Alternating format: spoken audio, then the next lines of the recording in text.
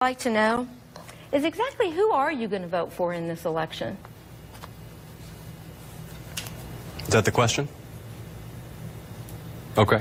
Well, I think Secretary Handel is referring to my residence, which is a matter that I've addressed transparently throughout this campaign.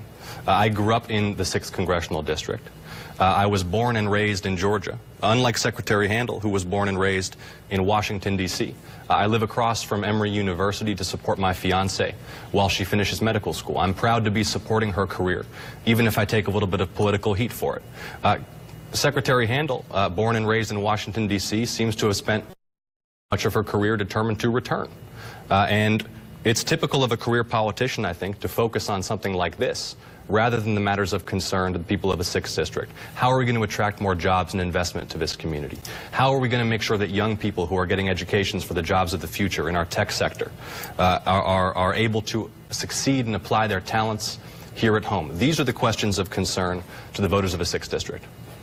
Actually, it is of concern to the people of the 6th District that you do not live in our community. And while I was born in Washington, D.C., I didn't get to pick where I was born. But the fact is, I've been in Georgia for almost as long as you've even been alive. You might live just 5 minutes outside of the district, but your values are nearly 3,000 miles away in San Francisco. And that's why so many of your contributions have come from liberals of California, New York, and Massachusetts. It's why you're supported by Nancy Pelosi. And folks, it matters. It's no wonder that my opponent didn't want to do the Atlanta Press Club debate. It was going to be aired on CNN, where all folks from around the country, all of his liberal supporters were going to see it, and the fake Jon Ossoff was going to collide with the real Jon Ossoff, who is a Nancy Pelosi-backed liberal. Well, I'd be happy to respond. One of the things that I learned growing up in this community is that folks are concerned with real issues that affect them: health care, education, jobs here in this community.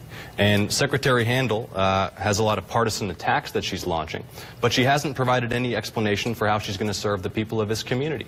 She's a career politician who's dead set on imposing her own views on this community, whether it's gutting protections for people who need protection from price increases if they have pre-existing conditions, whether it's defunding life-saving breast cancer screenings at Planned Parenthood, whether it's endorsing a tax reform proposal before we even know what its impact on deficits and growth would be.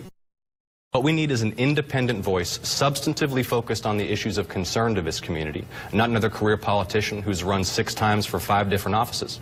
Ms. Handel, 30 seconds. Thank you. Well, he got a lot more than that, so I'll take about the same time as he did, if you don't mind. My record is one of results in the private sector and in public service. As chairman of the Fulton County Board of Commissioners, I was able to balance a budget without tax increases. And, John, I did that without a Republican majority, working with Democrats. As CEO of the North Fulton Chamber of Commerce, I helped create tens of thousands of jobs with the economic development program. My opponent here, he just talks about it. He talks about cutting spending. I've actually done it, reducing the budget in the Secretary of State's office by nearly 20%. What we need is someone who knows how to get the job done, someone with real experience. What we don't need is a career staffer who was a junior staffer for Hank Johnson.